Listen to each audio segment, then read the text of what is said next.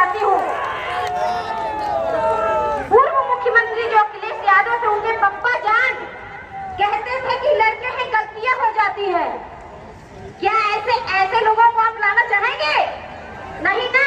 हाथ उठा के बताइए क्या करना चाहेंगे? साइकिल की हवा पंचर कर देनी है, साइकिल तोड़ के कबाड़े में फेंक देनी है, नहीं फेंक देनी है। कमल खिलेगा ना। कमल पे कौन आता है? लक्ष्मी जी आती है। घर में लक्ष्मी जी को लाना है ना, तो क्या करना है? आप लोग बोलिए क्या करना है?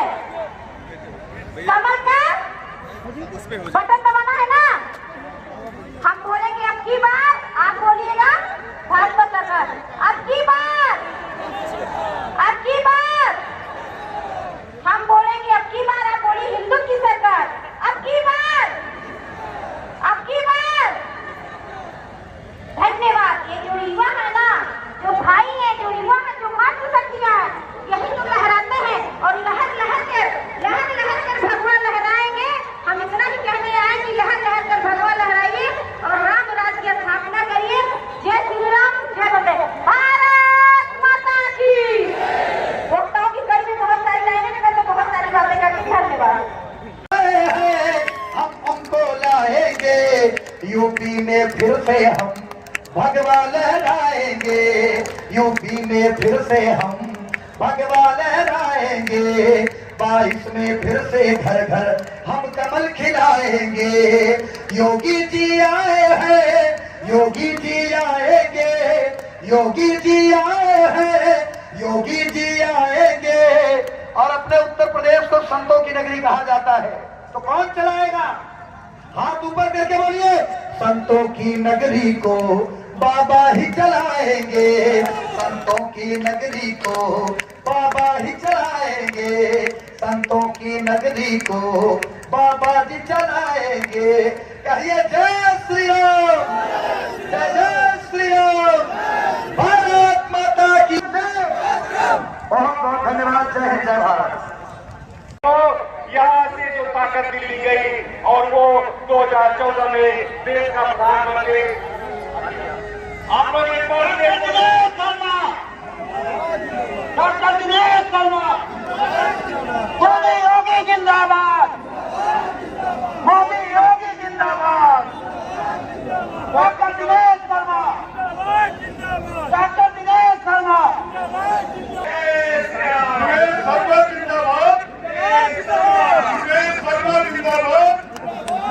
डॉक्टर दिनेश शर्मा जी आपके सामने हैं। उनके बगल में सुल्तानपुर जनपद के जिलाध्यक्ष आदरणीय डॉक्टर आर्य वर्मा जी, क्षेत्रीय महामंत्री सुशील त्रिपाठी जी, कोऑपरेटिव बैंक के चेयरमैन आदरणीय विजय मिश्रा जी और एमएलसी सलीम प्रताप सिंह जी, जिला महामंत्री बी एस त्रिपाठी जी, इस विधानसभा के विधायक आदरणीय देवव्रत द्विवेदी जी और आपके प्रत्याशी आदरणीय सीताराम वर्मा जी और जिला महामंत्री आदरणीय धर्मेंद्र बबलू जी, हमारे यहाँ के प्रभारी आदरणीय इंद्रदेव मिश्रा जी और ब्लॉक प्रमुख केवी सिंह जी, सुषमा जायसवाल जी, डॉक्टर राजेंद्र वर्मा जी, आप सबका हम स्वागत अभिनंदन करते हैं। अपने दल के जिलाध्यक्ष आदरणीय अविनाश पटेल का भी स्वागत करते हैं। संतोष से, केवल द्विवेदी से, सीताराम वर्मा जी से, आदरणीय परसनाथ सिंह जी से,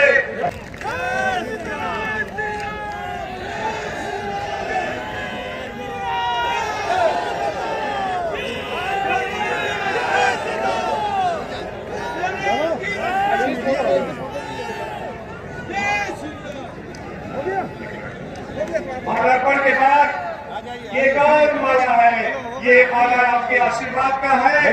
गुरदेव सिंह जी से, जगदीश चौरसिया जी से, गोविंद त्रिपाठी जी से, ज्ञान जायसवाल, कृपाल शंकर मिश्र, अरविंद पांडे, संजय सूर्यवंशी, विजय प्रताप सिंह और कई लोगों से निवेदन की जाती है वो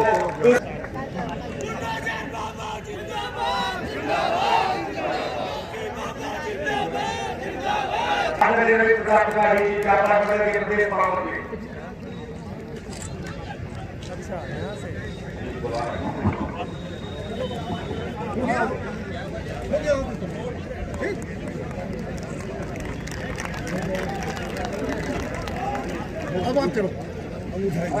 हम नहीं चाहते, माननीय जी खान फोटो खींचने दिखाई दी साइड से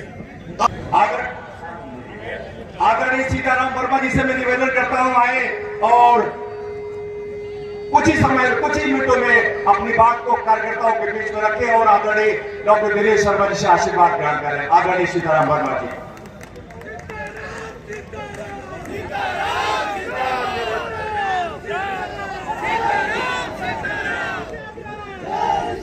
आज इस लम्हा की जनसभा में हमें आशीर्वाद देने के लिए पधारे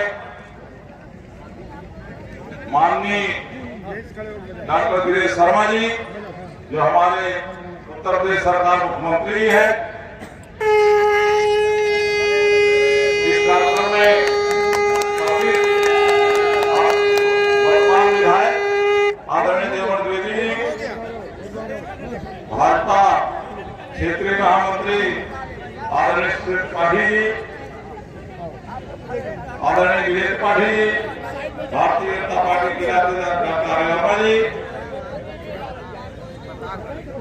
क्षेत्रीय प्रदेश पदाधिकारी रामचंद्र मिश्रा जी, यहाँ पर मंच में उपस्थित हमारे क्लास प्रमुख कुंवर बहादुर सिंह जी, अरुण जायसवाल जी, राजेंद्र वर्मा जी, अंदर सिंह जी,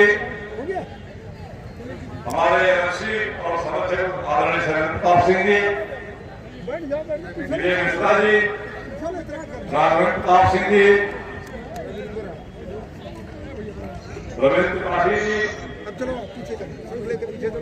प्रभात पांडे जी, जयंती दुबे जी, अपना लड़के जी,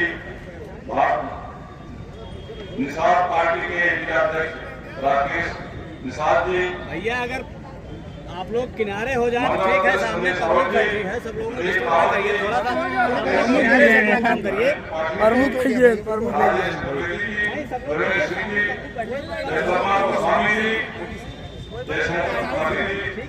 संतोष दुबे, सब लोग बैठ जाए, मीडिया वालों के अलावा बैठ जाइए, पीछे खड़े हो जाइए। सभी सम्मानित मंच, अन्य सम्मानित महानुभाव, कार्यक्रम में उपस्थित जनता जनार्दन, सम्मानित माताओं बहनों नौजवान साथियों, आज सबसे पहले हम अपने मुख्य अतिथि का स्वागत अभिनंदन करते हैं अपनी ओर से और आप सबकी ओर से। यह हमारा सौभाग्य है, हमारे मुख्यमंत्री जी हमें आशीर्वाद देने के लिए यहाँ बता रहे हैं। माननीय मुख्यमंत्री जी, लम्हा विधानसभा की जनता ने एक मन बना लिया है कि यहाँ पर भाजपा प्रत्याशी को भारी मतों में कहना है। यह आपके संज्ञान लाना चाहता हूँ। इस अवसर पर हम यहाँ पर उपस्थित सभी सम्मानित महानुभाव का नमन और वंदन करते हैं। हम भारतीय जनता पार्टी के को आभार व्यक्त करते हैं, उन्होंने भारतीय जनता पार्टी के शीर्ष नेतृत्व ने हमें लम्हा की जनता सेवा करने के लिए मौका दिया। इस अवसर पर एक बार हम पुनः यहाँ पर उपस्थित जन समुदाय, माताओं बहनों नौजवान साथियों को नमन और वंदन करते हुए हम अपने मुख्य अतिथि के लिए समय देते हैं। इन्हीं शर्तों के साथ हम आप लोगों के लिए ज्यादा समय न लेकर अपनी गाड़ी विराम देते हैं। जय हिंद, जय भारत। जिसका आप सबको बेसब्री से इंतजार था, आपके बीच में उत्तर प्रदेश शासन के उप मुख्यमंत्री, आप सबके चहेते डॉक्टर दिनेश शर्मा जी, भारतीय जनता पार्टी के वरिष्ठ नेता। मैं से निवेदन करना चाहूंगा कि तो आप सब के बीच में आप अपना आशीर्वाद और मार्गदर्शन प्राप्त करें। आदरणीय दिनेश शर्मा जी।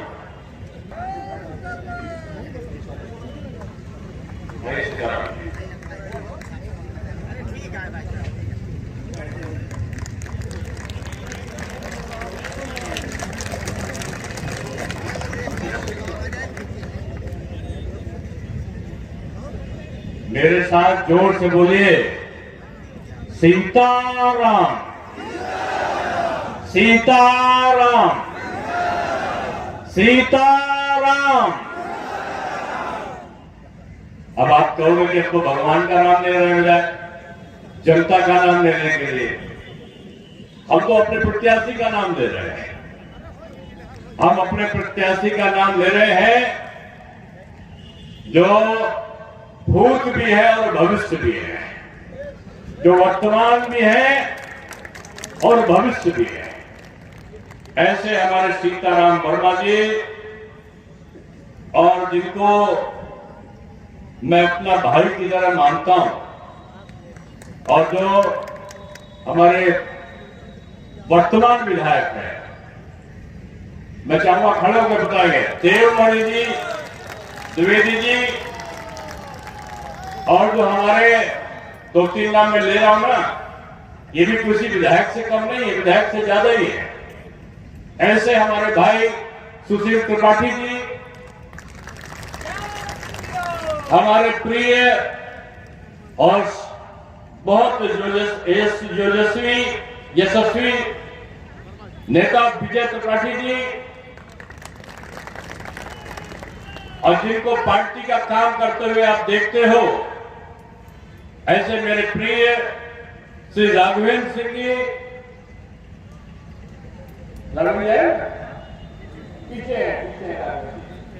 पीछे काम में लगे हुए हैं।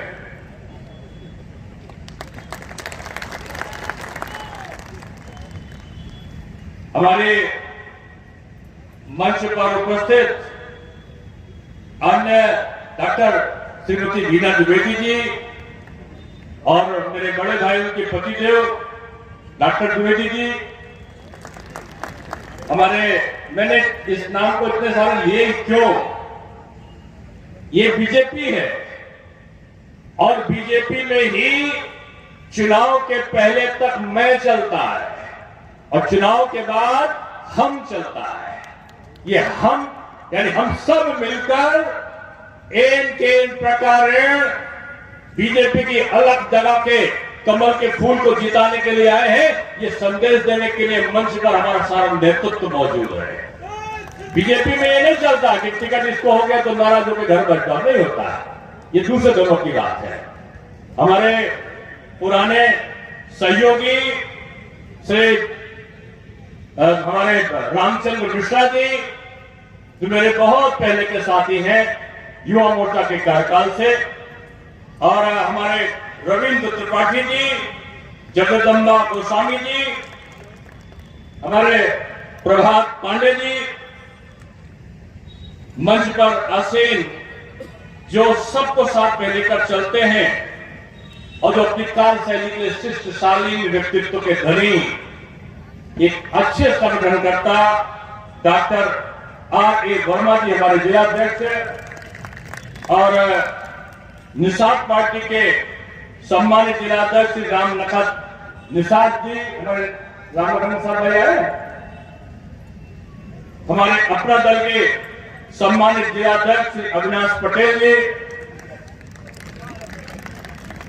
हमारे बहुत ही यशस्वी करता धरता यहाँ के MLC श्री शैलेंद्र सिंह जी, शैलेंद्र है, हाँ शैलेंद्र तो बहुत पहले से आएंगे, और हमारे विधानसभा प्रभारी इंद्रदेव जी, श्री पारसनाथ जी, श्री राजेंद्र वर्मा जी, और जो लहुआ के प्रमुख हैं मेरे भाई कुंवर बहादुर सिंह जी,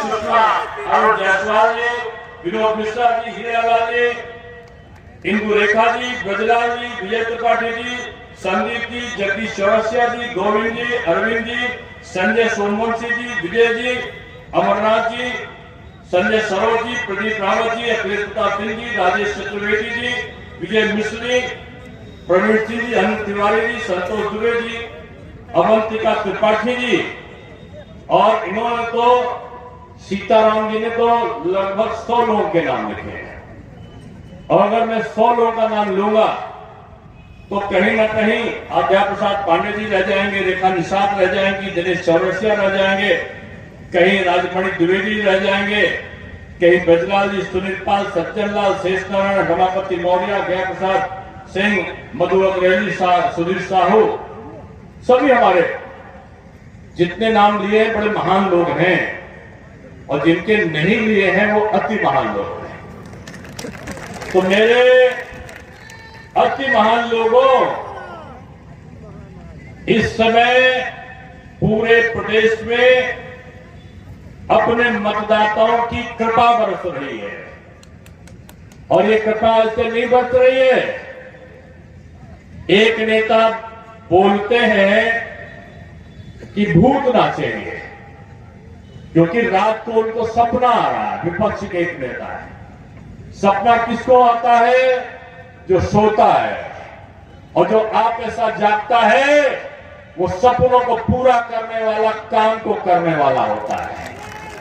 योगी बाबा 5 साल तक जागे और वो सपनों को पूरा करते रहे, लेकिन कुछ नेता हैं वो सोते रहे और कृष्ण कन्हैया जी का सपना देखते रहे। अब हार का सपना देखने के दिन आ गए। अब कुछ दूसरे दलों के लोग जो वर्तमान कभी विधायक रहे होंगे, दूसरे दलों के लोग, अब चूंकि चुनाव बुरी तरह हारने की प्रैक्टिस हो रही है, तो 10 मार्च को भूत बन जाएंगे, और भूत बन के वो मिलाप करेंगे, और बीजेपी का कार्यकर्ता 10 दिन पहले होली मनाकर नाचेगा, और नाचेगा गाएगा कि आज बीजेपी की जीत है। मैं इसलिए कह रहा हूं कि पूरे देश का वातावरण देखो, और एक दिन पहले मैंने सीताराम जी को बताया कि आज यहां पर सभा के लिए आना मुझे, एक दिन में जनसमुद्र बह पड़ा, तो हम इसकी हिस्ट्री आधे बताते हैं। आधे ही आपने परिणाम घोषित कर दिया कि आपका प्रत्याशी यहां से कुछ नहीं, यहां से कई हजार वोटों से जीत कर जाने वाला है। और आप इसका प्रमाण देख रहे हो ना कि देवमणि विधायक बनने के बाद अगर विधायक नहीं लड़ता है तो उदासीन दिखता है। यहां जितना गर्मजोशी से सीताराम जी नहीं, उससे ज्यादा गर्मजोशी से हमको देवमणि जी, सुशील जी, विजय जी, राघवेंद्र जी, जगदम्बा जी, रविंद्र जी, प्रहलाद जी, वीणा पांडे जी हमको दिखाई पड़ रहे, अजय पांडे जी दिखाई पड़ रहे हैं। क्यों? ये बीजेपी है, और बीजेपी में प्रत्याशी चुनाव नहीं लड़ता। बीजेपी में कमल का फूल चुनाव लड़ता है, और कमल के फूल के आधार पर लोग चुनाव में वोट देते हैं। प्रथम चरण, द्वितीय चरण, आज तीसरा चरण भी समाप्त हो जाएगा। हार की जो यात्रा है और विजय की जो यात्रा है वो बढ़ती जा रही है। सपा की हार की यात्रा बढ़ रही है और बीजेपी की विजय की यात्रा बढ़ती जा रही है। पहले दौर में सोचा था कि हम सांप्रदायिक ध्रुवीकरण करा ले जाएंगे, जाति का ध्रुवीकरण करा ले जाएंगे, और दोनों चीज नहीं चला। और इसलिए नहीं चला क्योंकि बीजेपी में कभी जाति के आधार पर हम काम नहीं करते, हम धर्म के आधार पर काम नहीं करते। और ये अलग बात है, हम तुष्टिकरण भी किसी का नहीं करते। मैं आ रहा था, मुझसे हमारे पत्रकार मित्र जब मैं चला तो मुझसे इंटरव्यू ले रहे थे अभी, और कह रहे थे डॉक्टर साहब सुल्तानपुर में ब्राह्मणों की क्या स्थिति है। मैंने कहा यहां सारे मतदाताओं की स्थिति मुझसे पूछो, और सारे मतदाता चाहे किसी जात के हो, चाहे वो कुर्मी हो, चाहे पटेल हो, चाहे निषाद हो, चाहे वो क्षत्रिय हो, राजपूत हो, वैश्य हो, रावत हो, जाटो हो, उनकी स्थिति मुझसे पूछो। वो आज जाति का बंधन तोड़कर वो भाजपा के कार्यकर्ता बन चुके हैं और बीजेपी के पक्ष में वोट दे रहे हैं। फिर मुझसे पूछने लगे ये सपा, बसपा, माकपा, भाकपा, कांग्रेस और एमआईएम, इन्होंने जाति का नंग नाच रचा है। लोग जातियों को बचने लगे। मैं जाति का निश्चित रूप में मैं अध्यापक हूं विश्वविद्यालय में, और जो पढ़ाता है उसको लोग गुरु जी बोलते थे या पंडित जी बोलते थे। गांव में आज भी ऐसा होता है। और क्योंकि मैं यूनिवर्सिटी में पढ़ाता हूं तो इस नाते अगर कोई पंडित जी कहा तो हूं मैं पंडित जी, पढ़ाता हूं। मेरे पिताजी पंडिताई करते थे, मेरे बाबा पंडिताई करते थे, मेरे बड़े भाई आज भी पंडिताई करते हैं। ये कोई दोस्त थोड़ी है ना। ब्राह्मण जात नहीं है, ब्राह्मण एक श्रेष्ठ जीवन जीने का प्रवाह, प्रवृत्ति का नाम ब्राह्मण है। जो अपने लिए नहीं, जो सबके कल्याण की कामना करता है। सर्वे भवन्तु सुखिनः, सबके सुख में मेरा सुख है, यह जो कामना करता है वो ब्राह्मण है। ब्राह्मण अपने देवी देवताओं का सम्मान चाहता है, ब्राह्मण अपना सम्मान चाहता है, ब्राह्मण अपनी संस्कृत भाषा का को अक्षुण्ण रखना चाहता है, ब्राह्मण अपनी भारत की संस्कृति का प्रतिपादन चाहता है। वो जात नहीं है मेरे भाई, इसलिए उसको जात के बंधन में मत बांधो। वो नाराज काहे को होगा कि कौन भारत की संस्कृति का प्रतिपादन कर सकता है, कौन देवी देवता का सम्मान कर सकता है। आपने देखा अयोध्या में हम जब नारा लगाते थे तो रामलला हम आएंगे, मंदिर वहीं बनाएंगे, ये विपक्ष के लोग चिल्लाते थे कि मंदिर वहीं बनाएंगे लेकिन तारीख नहीं बताएंगे। अब क्या है, मंदिर भी वहीं बना रहे हैं और तारीख भी तुमको बता दी कि माननीय मोदी जी ने आकर शिलान्यास भी कर दिया। देश का प्रधान सेवक जब मंदिर का शिलान्यास कर रहा था मेरे भाई, तो क्या इस देश की परंपरा, इस देश के संस्कार जागे नहीं? अयोध्या के बाद काशी में जाकर काशी में बाबा विश्वनाथ के मंदिर का लोकार्पण करने के लिए देश का प्रधान सेवक पहुंचता है। माननीय नरेंद्र मोदी जी लाल वस्त्र धारण करके नंगे पैर माथे पर तिलक और चंदन लगाए हुए देश का प्रधान सेवक गंगा मां में डुबकी लगाता है और डुबकी लगाने के बाद हाथ में कलश लेता है, भगवान सूर्य को अर्घ्य देते हुए गंगा जल का आचमन करते हुए धीरे धीरे नंगे पैर बम बम बोल रहा है काशी के मगन हुए काशी निवासी का नारा के बीच में जाते हुए भगवान विश्वनाथ के मंदिर का लोकार्पण करता है। तो क्या ये भारत की संस्कृति का प्रतिपादन नहीं है? क्या ये सपा के लोग कर सकते हैं? क्या ये बसपा के लोग कर सकते हैं? बताओ मेरे भाई, क्या सपा का ऐसा लोग करेंगे? ऐसा करेंगे? ये बसपा के लोग करेंगे? ये कांग्रेस के लोग करेंगे? नहीं करेंगे। क्यों? कांग्रेस कहती है कोर्ट में एफिडेविट लगाकर कि रामलला का अस्तित्व नहीं है, राम सेतु बंधु रामेश्वरम है ही नहीं। अरे तुम राम को नहीं मानते, लिखकर देते हो और जनेऊ अपने कोट के ऊपर से पहनकर अपना गोत्र बताते हो। तुम भारत की संस्कृति का प्रतिपादन नहीं कर सकते। सपा के लोग क्या आपकी संस्कृति का संरक्षण कर सकते हैं? वो कहेंगे कि कास्टों के ऊपर गोली चला दो। कास्टों के ऊपर गोली चलाने वाला कौन था? और पतंगा पर नहीं मारेगा कहने वाला कौन था? ये लोग कहते थे चिकित्सालय बना दो, यहां पर अस्पताल बना दो, और तो और खराब बातें बोलते थे, मैं बोल नहीं सकता हूं, फलानी चीज भी बना दो, लेकिन रामलला का मंदिर मत बनाओ। ये आपकी संस्कृति का संरक्षण कर सकते हैं क्या? मैं यही चीज कह रहा हूं कि ब्राह्मण अगर हो, चाहे कोई भी राष्ट्रवादी व्यक्ति हो, धार्मिक व्यक्ति हो, वो यही तो चाहता है कि उसकी संस्कृति का संरक्षण हो। आज योगी जी और मोदी जी कर क्या रहे हैं? विकास कर रहे हैं। विकास के साथ साथ आपकी भावनाओं का सम्मान कर रहे हैं। यही उत्तर प्रदेश था ना, कांवड़ का जुलूस निकलता था। हमारे जो तीर्थयात्री होते थे, गंगा जल को लेकर, नदियों का जल लेकर कंधे पर नंगे पैर चलते चलते रातों दिन छाले पड़ जाते थे और बम बम भोले करते हुए निकलते थे। अराजक तत्व ये आपका हाथरस से लेकर आपका यहाँ मेरठ के पास से लेकर सहारनपुर और हरिद्वार तक जाने तक का जब निकलता था जुलूस कांवड़ का, यहाँ भी कांवड़ का निकलते हैं, कांवड़िया निकलते हैं, पत्थर बरसते थे वहां पर।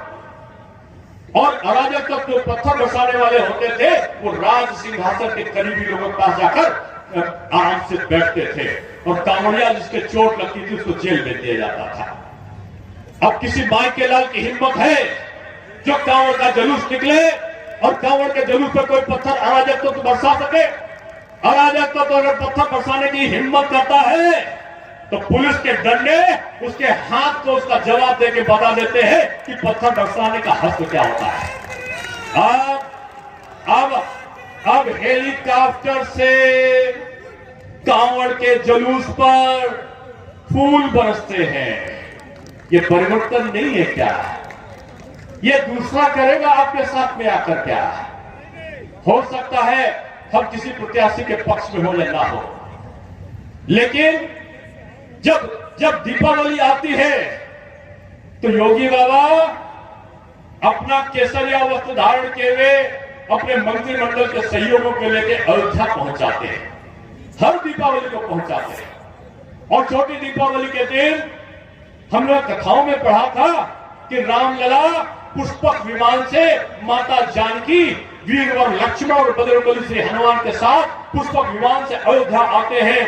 अयोध्या में पूरा मंदिर जगमगा रहे हैं। सरयू नदी के तट पर दीपों का प्रज्वलन हो रहा है। साधु और संत जय श्री राम का उद्घोष करते हुए अयोध्या नगरी में मौजूद हैं। ये हम कहानियों में पढ़ते थे।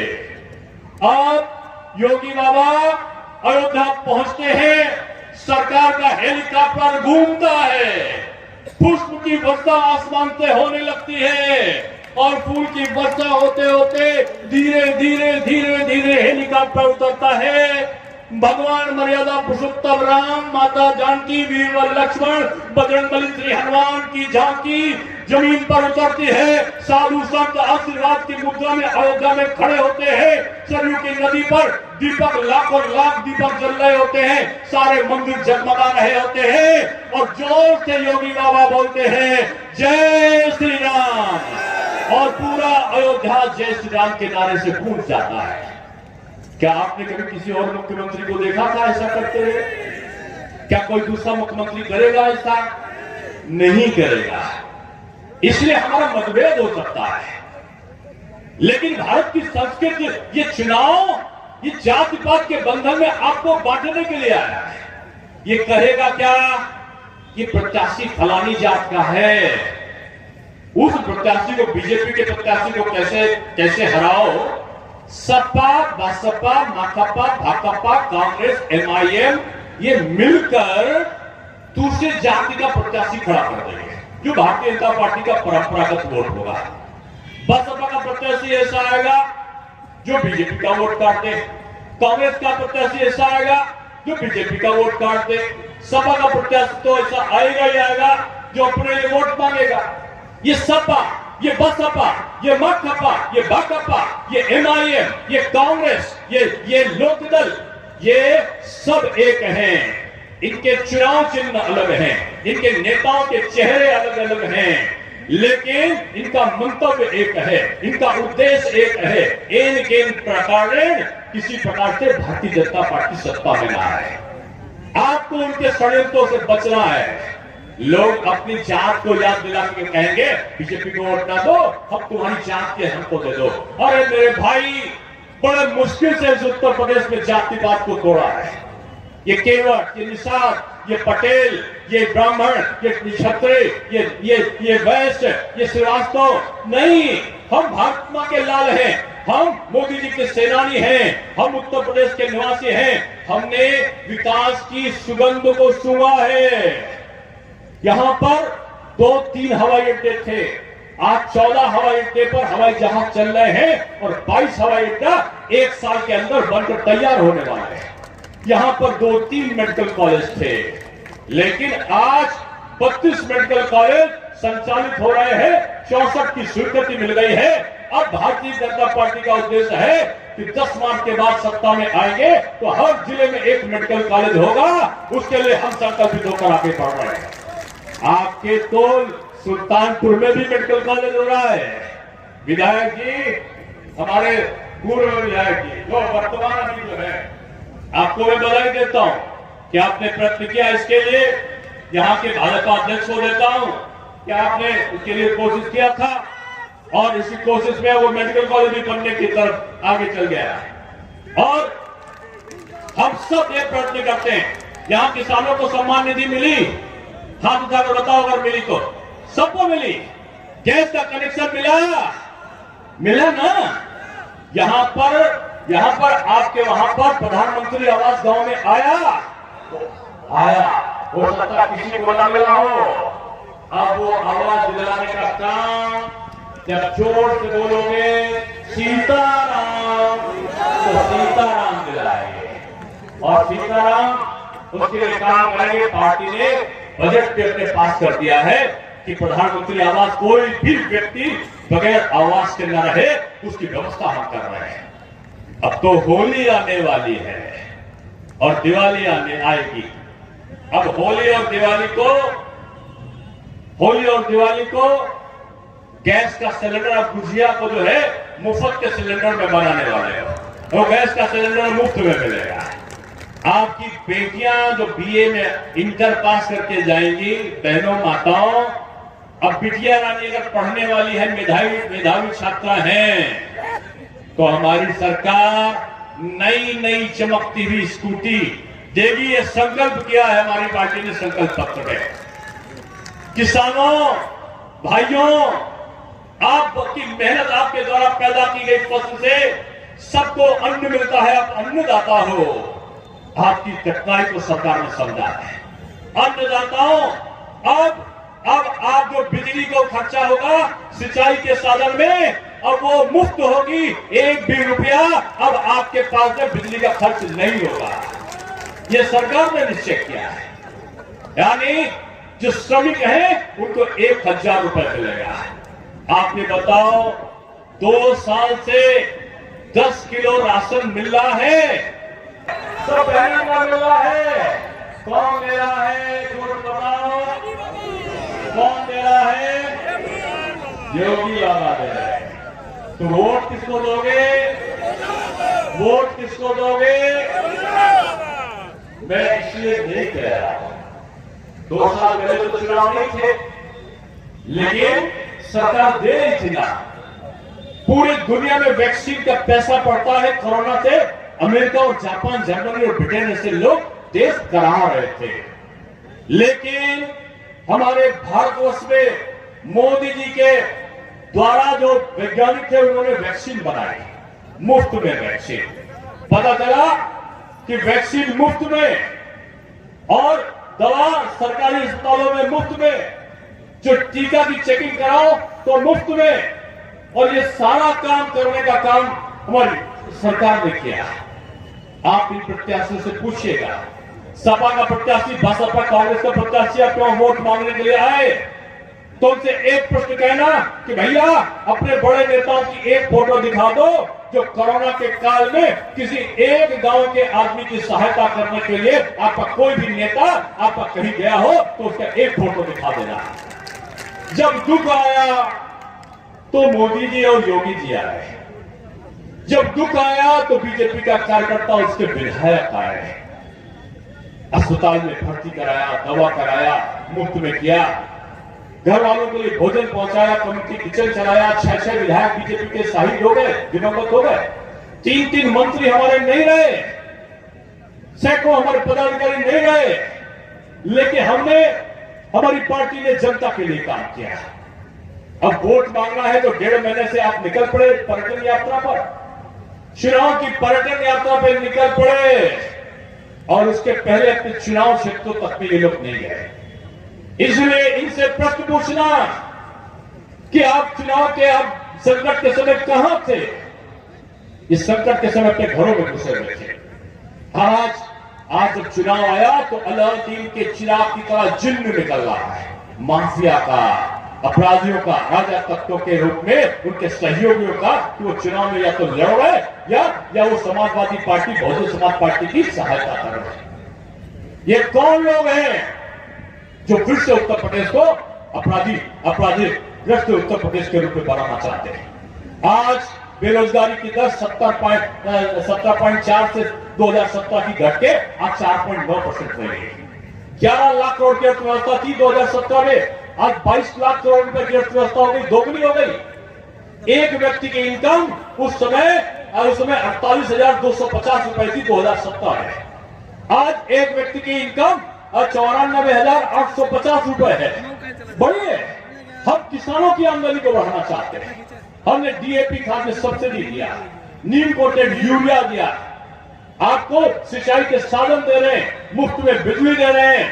अब इसके बाद हर गांव में, हर घर में नल हो, हर घर में शौचालय हो, गांव की सड़क मुख्य सड़क से मिल जाए, ये सारी व्यवस्था करने का संकल्प लेकर आगे बीजेपी चली है। हर गांव के बच्चे को रोजगार मिले, एक घर के एक व्यक्ति को कम से कम प्रत्यक्ष और अप्रत्यक्ष रूप में रोजगार मिल सके, इसकी व्यवस्था हम कर रहे हैं। इसलिए मैं आप सबसे कहना चाहता हूं कि इस बदले हुए समय में भूल जाओ कि चुनाव किसी राजनीतिक दल के बीच में हो रहा है, ये विचारधाराओं के बीच में हो रहा है। एक तरफ की विचारधारा कौन है? जो परिवार के लिए काम कर रहे हैं। अरे भाई, भूत नचाने वाले लोगों, आपको नचाने का बहुत शौक है। सुना था सैफई में भी बहुत नचाया गवाया है। वहां पर मुजफ्फरनगर में दंगा हो रहा था, 100 के आसपास, 90 के आसपास लोगों का कत्लेआम हुआ था, और सैफई में तकदीना हो रहा था। वहां पर वहां के मंत्री एकादश और आईएएस अधिकारियों के बीच में क्रिकेट मैच हो रहा था। एक तरफ मकान फूके जा रहे थे, हत्या हो रही थी, दूसरे तरफ चौवा और छक्का लग रहा था। अब की छक्के छुड़ा देना ऐसे लोगों का, जो खराब समय में आपके काम नहीं आते, उनके छक्के छूटने चाहिए। और आप देखना, अभी जैसे जैसे चुनाव निकलता जाएगा, वैसे वैसे इनकी भाषा बदलती जाएगी। ये गाली बकेंगे, ये मारपीट करेंगे, पत्रकारों से मारपीट करेंगे, ये बीजेपी के लोगों से मारपीट करेंगे, बीजेपी के नेताओं को गंदी गंदी गालियां बकेंगे, और गालियां बकने के बाद कहेंगे ये डिजिटल जो उन्होंने यहाँ पर कराई थी रैली, उसके कारण हम हार गए। फिर ये कहेंगे ये ईवीएम वाला जो है, ये ईवीएम का घटोली था, ये ईवीएम की खराबी थी, इसलिए हार गए। इसका बहाना बनाएंगे ये विपक्ष के लोग। इसलिए होली कब है? होली कब है? 18 को। अब 18 को हो या 19 को हो, लेकिन बीजेपी की होली कब है? कब है? 10 मार्च को। और 10 मार्च को ये अबीर और गुलाल तैयार रखना, ये बैंड और बाजा तैयार रखना। 10 मार्च को सपा, बसपा, माकपा, भाकपा, कांग्रेस, एमआईएम का कार्यकर्ता भूतों की तरह विलाप करेगा, बीजेपी का कार्यकर्ता नाचेगा, गाएगा, होली मनाएगा, क्योंकि पिछले के बाद से भी ज्यादा सीटें आपकी जीत कराने वाली है। हम कहना चाहते हैं कि आपके यहाँ पर जो वृद्धावस्था है, जो पेंशन है, पूरे सुल्तानपुर में 26,000 से ज्यादा लोगों को मिले, 27,000 से ज्यादा लोगों को राशन कार्ड मिले, 16,000 से ऊपर लोगों को आवास मिले, केवल सुल्तानपुर में। पिछली सरकार में तो 7,000 मकान भी पूरे प्रदेश में नहीं दिए थे प्रधानमंत्री आवास, और सुल्तानपुर में अकेले 16,000 आवास देने का काम हमारी सरकार ने किया। 16 पुल बने सुल्तानपुर में। 16 पुल जो है 5 तो गोमती नदी के ऊपर बने, पीली नदी पर 3 बने हैं, और 8 पुल अन्य जगहों पर बने। हमारा 304 किलोमीटर की नई सड़क आपके सुल्तानपुर के इर्द गिर्द बनी। यहाँ 88 किलोमीटर सड़क का चौड़ीकरण हुआ है। यहाँ 32 किलोमीटर प्रधानमंत्री ग्रामीण जो सड़क है गांव के अंदर से शहर के अंदर के लिए बनाई गई। यहाँ पर जिला मार्ग जो है वो 66 किलोमीटर का बना। खड़ंजा और आरसीसी भी करीब 87 किलोमीटर का बना। यहाँ रामपुर में पावर सब स्टेशन, कोयलीपुर और भदौरिया में सब केंद्र बना बिजली का, जिससे पूरे सुल्तानपुर को बिजली मिल सके। यहाँ पर 184 मंदिरों का विद्युतीकरण हुआ। यहाँ पर 2600 से ऊपर नए विद्युत कनेक्शन हुए। यहाँ पर 106 निजी नलकूप लगाए गए। यहाँ पर 609 ट्रांसफार्मर लगे, 500 ट्रांसफार्मर की क्षमता की वृद्धि की गई। याद है ना लौवा के लोगों, पिछली सरकार में अगर ट्रांसफार्मर चला जाए, फूक जाए, तो पूरा गांव चंदा करता था। चंदा करने के बाद वो बिजली घर जाता था, वहां का जो अधिकारी होता था, कर्मचारी होता था, उसको सुविधा शुल्क देकर हाथ जोड़कर महीना महीना 2-2 महीना गिड़गिड़ाना पड़ता था। अब ट्रांसफार्मर फूका, आपका टेलीफोन पहुंचा और पता चला 3 दिन के अंदर आपका ट्रांसफार्मर बदल जाता है। ये बदलाव है, उनके उसमें और हमारे उसमें बदलाव है। हमारे 32 नलकूपों का जीर्णोद्धार हुआ है, 8 नए नलकूप लगे हैं। और मैं देवमणि जी आपको बधाई इसलिए देता हूं कि आपने मुझसे लड़कर कई विद्यालयों का जीर्णोद्धार कराया, कई बेसिक स्कूलों का कायाकल्प कराया। और हमारे अध्यक्ष जी को भी मैं बधाई दूंगा और अपने जितने और प्रत्याशी लड़ रहे थे, क्योंकि चुनाव लड़ने के लिए संभावना में तमाम काम कर रहे थे, वो बीजेपी के कार्यकर्ता के नाते काम कर रहे थे। उनकी मांग पर 40 करोड़ रुपए का ये जो है आश्रम पद्धति विद्यालय आपके लम्हुआ विधानसभा में खोलने का काम हमारी सरकार ने किया। 40 करोड़ रुपए आपकी बेटियां रहेंगे आश्रम में, आपके निःशुल्क आपके छात्रावास में बच्चे पढ़ेंगे, रहेंगे, खाएंगे, इसकी व्यवस्था की है लम्हुआ के लिए। और यहाँ कस्तूरबा गांधी विद्यालय और एकेडमी का भी यहाँ पर निर्माण कराया गया है। यहाँ पर किनौरा पॉलिटेक्निक में बालिकाओं के लिए छात्रावास बनवाया गया है।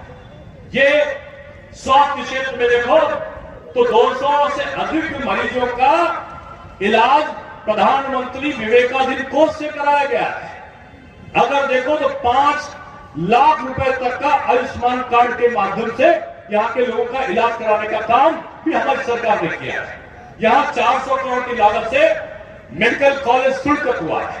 400 करोड़ रुपए से आपका मेडिकल कॉलेज यहाँ पे सुल्तानपुर के लिए शुल्क हुआ है। 18 हेल्थ सेंटर यहाँ पर हुए हैं और पीएससी का निर्माण भी हुआ है। और सबसे बड़ी बात तो है, आजादी के बाद से मांग उठती आई थी कि लम्हुआ को नगर पंचायत और कोयलीपुर को आदर्श नगर पंचायत का दर्जा दिया जाए। यह भी हमारी सरकार में हुआ है और इसको भी मैं बधाई देना चाहता हूं। और कोयलीपुर में 1 करोड़ 65 लाख रुपए से कान्हा गौशाला खोला गया है।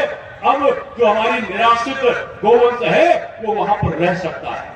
प्रधानमंत्री आवास के अंतर्गत 1100 लोगों को तो पे लम्हुआ में आवास मिले। लम्हुआ के शिवनगर थाने की स्थापना भी स्वीकृत हुई, शिवगढ़ में थाने की स्थापना भी स्वीकृत हुई। यहाँ पर 1013 लोगों के शादी का अनुदान दिया गया है, 270 जोड़ों की शादी हुई है और 175 से अधिक शौचालय का, सामूहिक शौचालय का, बड़े शौचालय का निर्माण भी यहाँ पर कराया गया। किसानों की कर्ज माफी हुई, यहाँ पर किसान सम्मान निधि दी गई, खाद और बीज में सब्सिडी दी गई और लम्हुआ में तो अग्निशमन केंद्र भी खोलने का प्रस्ताव उत्तर प्रदेश की सरकार ने पारित करके उसको बनाने का काम किया। ये इतना काम, ये आजादी के बाद वो सपने देखते रहे, हम काम करते रहे। इसलिए काम के लिए हमें अब आराम नहीं करना है। 23 तारीख आने वाली है, एक यज्ञ होने वाला है। जैसे 27 तारीख और 27 जो आजकल में अभी 10 मिनट में किसी दूसरे जिले में होगा और 1 घंटे बाद किसी दूसरे जिले में होगा। तो 27 को है, कहीं 23 को है, इसलिए मुझे लगा 27 तारीख को यहां चुनाव है। और मैं आपको बताऊं, ये लोकतंत्र का रक्षा यज्ञ है, हवन है ये। और जैसे हवन होता ना, पंडित जी लोग हवन करते हैं और हवन के बाद कहते हैं 3 उंगली से आप आहुति नहीं दोगे तब तक ये लोग बुरे विचार हैं, बुरी विकृतियां हैं, वो दूर नहीं होंगी। और वो आहुति को जब डालते हैं तो पंडित जी बोलते हैं ओम नमो नमाय स्वाहा, और वो विकृतियां स्वाहा हो जाती है। आपको भी समाज की विकृतियां कौन सी हैं? ये जातिवाद है, ये संप्रदायवाद है, ये माफियावाद है, ये परिवारवाद है, ये भाई भतीजावाद है। इन विकृतियों को दूर करने के लिए आपको आहुति 27 तारीख को देनी है। सुबह 1 उंगली से आहुति देनी है, 3 से नहीं, एक उंगली से जैसे ही कमल का बटन दबा तैसे ही होगा ओम नमो नमाय स्वाहा, और सारा विकृतियां स्वाहा, और बीजेपी की शंख ऐसे ही बजेगा, जैसे शंख बज रहा ना, यही शंख बजेगा और यही घंटा घड़ियाल बजेगा और बीजेपी का शंखनाद होगा। इसलिए आप सबको आपने आते आते कह दिया था, यहाँ के पत्रकार मित्र ने मुझसे पूछ लिया था कि आप तो पंडित जी हो, तो अगर मैं बीजेपी का कार्यकर्ता हूं, जाति पात वाला तो नहीं हो, सभी जातियों को मानता हूं, लेकिन अगर पंडित जी कह दो तो मुझे गर्व है पंडित जी होने पर भी। लेकिन पंडित जी का एक काम होता है, एक काम होता है, जब कथा सुनाकर जाते हैं, अगर दक्षिणा ना दो तब तक आपकी कथा पूरी फलीभूत नहीं होती। अब इतनी देर आपको मैंने सुनाया है, आप मुझे दक्षिणा दोगे? हाथ बता के बताओ, दक्षिणा दोगे? 27 तारीख को दक्षिणा दोगे? 27 तारीख को दक्षिणा दोगे? ये दक्षिणा है सीताराम को चुनाव जिताने की दक्षिणा। देने के लिए तैयार हो? पक्का? तो ये हाथ के पत्ते के साथ में नहीं, इसने लड़ाया है, ये अगड़ा पिछड़ा सोचे सवर्ण सबको लड़ाया है। इसलिए आप कि मोदी जी का एक होने का वाक्य करके बोलो मेरे साथ में, भारत माता की, भारत माता की। बहुत बहुत धन्यवाद। हमारे समाज सेवी अंगर सिंह जी 1000 साथियों के साथ आ जाए। अंगद जी ने भी अंगद की तरीके से पैर रख दिया है, और पैर में राम जी की सेना को जिताना है, और सीताराम आपके साथ में। पक्का? हाथ पकड़ो, उठाओ और बताओ।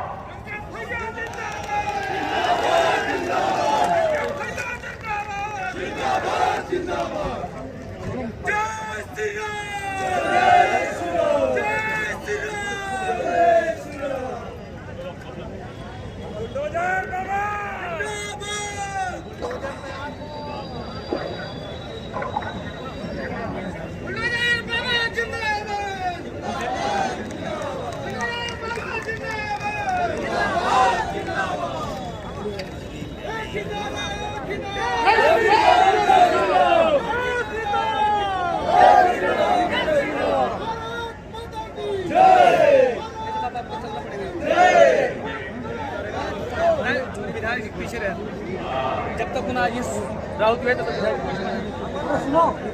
बहुत पुराने